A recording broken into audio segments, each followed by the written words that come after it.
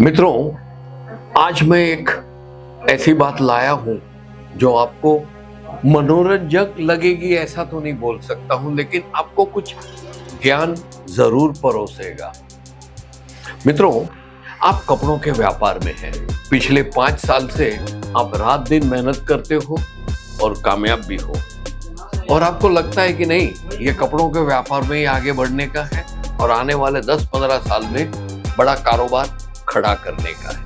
बहुत खूब, मैं खुश हुआ कि आप केसरिया परिवार से जुड़े हो और ऐसी पॉजिटिव सोच के साथ आगे बढ़ रहे हो और आगे आए भी हो। लेकिन दोस्तों, मुझे ये बताओ, आप कपड़ों के व्यापार में हो, आप कपड़ों के व्यापार में कामयाब हो, लेकिन आपने ये जानने की कोशिश की कि ये जो कपड़ों का व्यापार पूरे हिंदुस्तान वर्ष में, पूरे दुनिया भर में कितना आगे बढ़ा है, उसके नींवबाज कौन है, उसके नींव में कौन है? क्या आपने ये इतिहास समझने की कोशिश की है? क्योंकि मेरा मानना ये है कि अगर मैं ऑटोमोबाइल्स का बिजनेस करता हूं और गाड़ियां बेचता हूं, तो कार कैसे चलती है, कार का इंजन कैसे होता है, वो कार का निर्माण कहां से शुरू हुआ, ये पूरा इतिहास भूगोल निकाल के मैं वो बिजनेस करूंगा ना, तो ज्यादा मेरे को उसमें फायदे मिलेंगे, ज्यादा मुनाफे मिलेंगे। बस यही कुछ चीज मैं आज के वीडियो में बताना चाहता हूं। दोस्तों, ये बात है हमारे गुजरात के। गुजरात से वो विकसित होते होते पूरे हिंदुस्तान वर्ष में, और गुजरात और हिंदुस्तान वर्ष से पूरा आगे बढ़ते बढ़ते आज भी पूरे दुनिया भर में जो कपड़ों के प्रणेता है, जो कपड़ों की बुनियाद में छाए हुए हैं, ऐसे ग्रुप की बात करता हूं। जी हाँ दोस्तों, आप समझने की कोशिश कीजिएगा। ये एक वास्तविक कहानी है, लेकिन ये कहानी में हमें बहुत कुछ सीखने का है कि कैसे एक आदमी एक छोटे से व्यापार से पूरे दुनिया में नाम कमा सकता है। और न केवल ये, आज जो क्वालिटी का कपड़ा आप खरीद के बेच रहे हो और उसमें मुनाफा कमा रहे हो, और हम कैमरा के सामने सिनेमा में देखते हैं, पार्टी में पहन के जाते हैं, ये जो कपड़ों की जो चमक है, ये जो फिनिश है और ये जो कुछ नवीनता है, उसके प्रणेता कौन है, उसके नींव में कौन है, इसके बारे में बात करेंगे। दोस्तों, मफतलाल ग्रुप जो गुजरात के अहमदाबाद से शुरू हुआ 1905 में। जी हाँ दोस्तों, गुजरात में 1905 में एक व्यक्ति थे जिन्होंने ये कारोबार शुरू किया। उनका नाम था मफतलाल गगल भाई। ये छोटे से व्यापारी थे, गुजराती भाई थे। उन्होंने अपनी सोच समझ से धीरे धीरे 1905 में ये कारोबार शुरू किया। उन्होंने 1919 में मुंबई में भी कारोबार शुरू किया।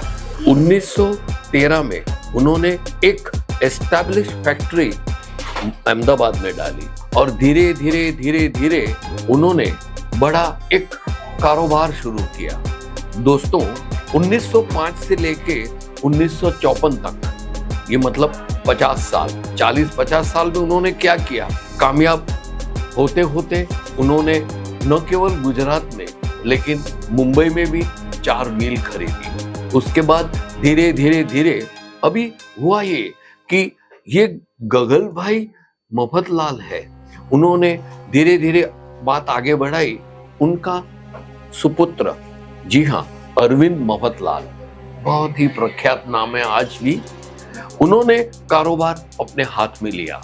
कारोबार हाथ में लेते ही उन्होंने न केवल कपड़ों में विभिन्न एक्सपेरिमेंट, नए अखतरे कर के उन्होंने बेहतरीन कपड़ा हमें दिया, लेकिन साथ में कपड़ों के और टेक्सटाइल के व्यापार में जुड़े अनगिनत पहलू हैं, जैसे कि टेक्सटाइल केमिकल्स हैं, उसमें दूसरे आ जाते हैं। उसमें उन्होंने लिखा कि भाई कैसे कैसे अनगिनत वैरायटीज ये कपड़ों के साथ मिक्स करने से विभिन्न प्रकार के सिंथेटिक है, कॉटन है, और अच्छे केमिकल से मिक्स करने के बाद, मशीनरी पैदा करने के बाद एक बेहतरीन कपड़ा उत्पन्न होता है। दोस्तों, अरविंद मफतलाल ये जो गगल भाई के सुपुत्र थे, नो डाउट केमिकल इंजीनियर थे, बहुत ही ख्यातनाम थे।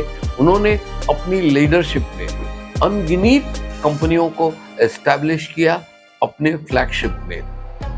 उन्होंने नौसेल है, फिर दूसरे कई कैलिको मिल्स हैं, ऐसी अनगिनत वेराइटीज की कंपनियां खड़ी करके जो टेक्सटाइल इंडस्ट्री से जुड़ी हुई है, कैसे केमिकल प्रिंट्स करते हैं, कैसे डिजिटल प्रिंट्स करते हैं, कैसे अनगिनत कलर्स और डाइंग करते हैं, ये सब ध्यान में रख के उसकी मशीनरी तैयार की और एक अपना खुद का एम्पायर खड़ा किया।